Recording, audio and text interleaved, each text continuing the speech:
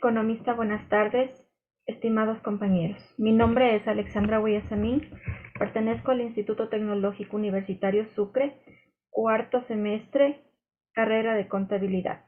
A continuación les voy a presentar el tema de macroeconomía, default. Pues para empezar, vamos a conocer la definición.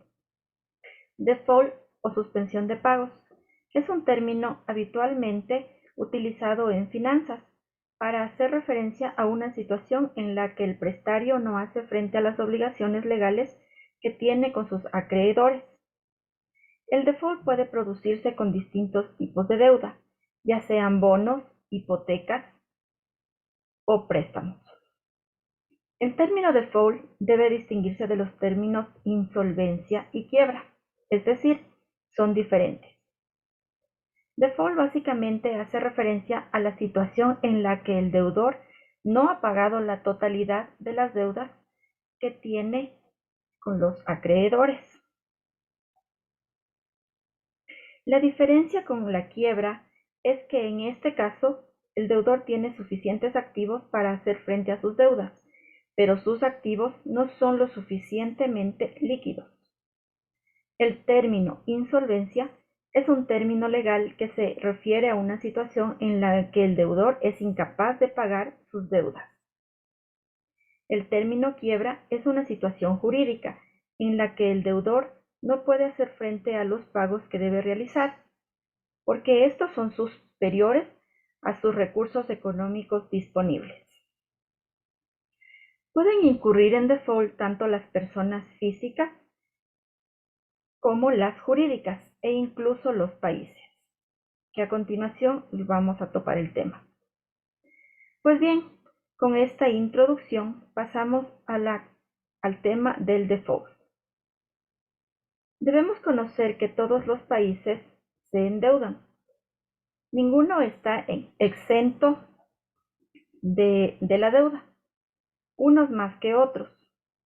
Todos necesitan deuda para dar cumplimiento a sus operaciones.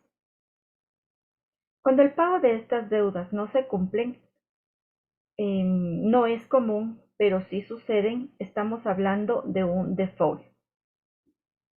En resumen, el término default es la cesación de pagos, en términos sencillos, no tener dinero para pagar la deuda.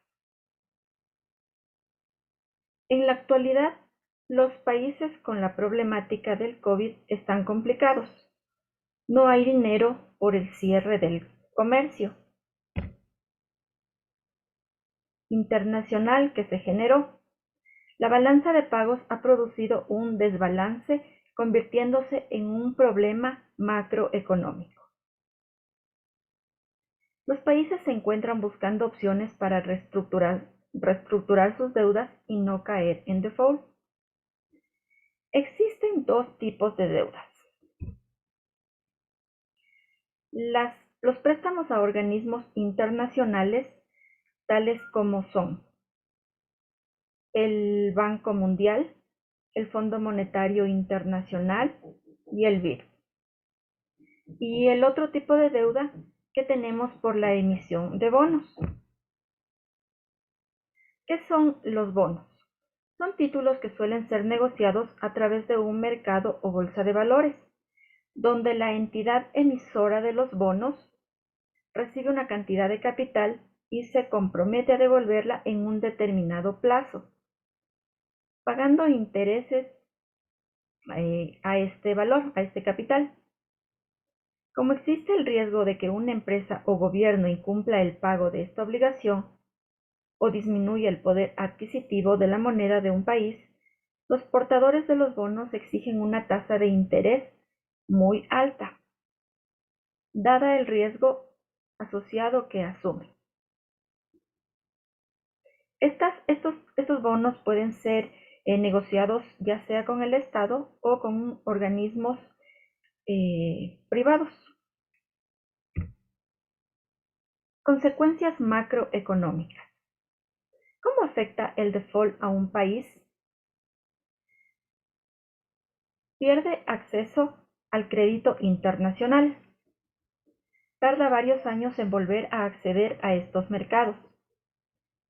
Para emitir nueva deuda se le exigen intereses mayores, caída del PBI, política monetaria expansiva para cubrir gastos, baja la producción, no llegan inversiones y en muchos de los casos cierran empresas, fábricas y comercios.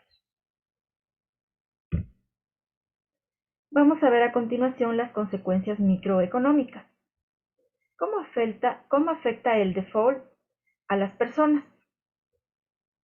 Tenemos la inflación, baja el poder adquisitivo de los salarios, cae el consumo, aumenta la desocupación, es decir, da paso al desempleo. La gente busca una moneda de resguardo más fuerte. En este caso es el dólar. Y se amplía la brecha cambiaria.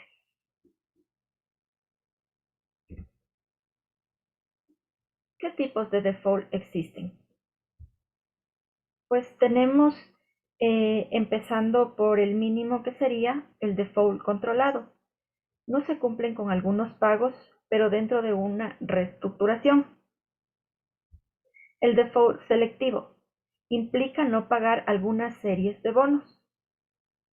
Default técnico ocurre cuando los pagos continúan pero no se concretan por una causa externa. El default estratégico sucede, el gobierno puede pagar pero decide no hacerlo. Y el default duro es la cesación de pagos unilateral sin una negociación con acreedores, es decir, se incumple la deuda.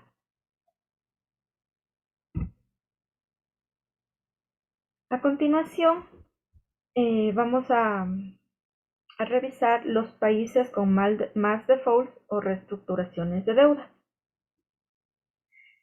Según un estudio realizado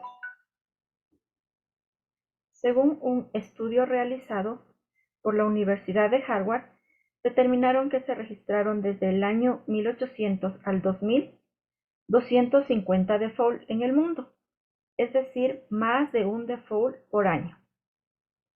Desde 1950 han afectado a 95 países. A continuación, un pequeño detalle de los países con más veces que han caído en default. España con 14 veces, Ecuador y Venezuela con 11, Brasil con 10. Tenemos Francia, México, Perú, Chile, Paraguay, Costa Rica con 9 veces. Países que nunca han caído en default: Suiza, Corea del Sur, Bélgica, Finlandia, Nueva Zelanda, Singapur.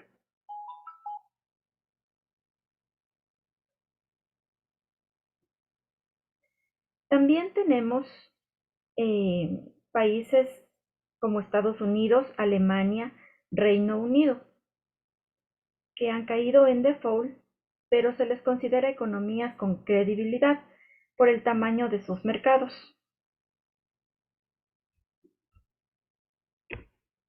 En el 2010, Grecia vivió el default más grande de la historia. Debía 410.000 millones de dólares. Y el segundo default más grande en la historia fue en el 2001, Argentina. Debía 95.000 millones de dólares. ¿Por qué cae un país en default? Un argumento incontrolado de los préstamos de un país puede dar lugar a una expansión insostenible de su deuda externa. Si la deuda se descontrola, el país puede quedarse sin recursos suficientes para cumplir sus obligaciones financieras.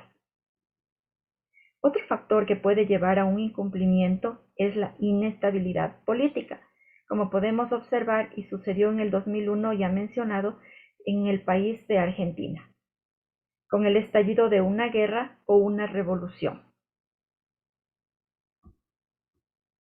Los países que caen en default deben hacer reestructuraciones como recortes de pensiones, despidos, para que alguna entidad internacional les preste dinero. A esto pues se le llama rescate financiero. La reputación de un país es, la reputación de un buen pagador es importante para un país, ya que como vimos tiene varios beneficios y de no hacerlo pues tiene varias consecuencias, ya sean estas macroeconómicas a nivel de un país y microeconómicas a nivel de las personas. Esa ha sido toda mi presentación. Muchas gracias por su atención.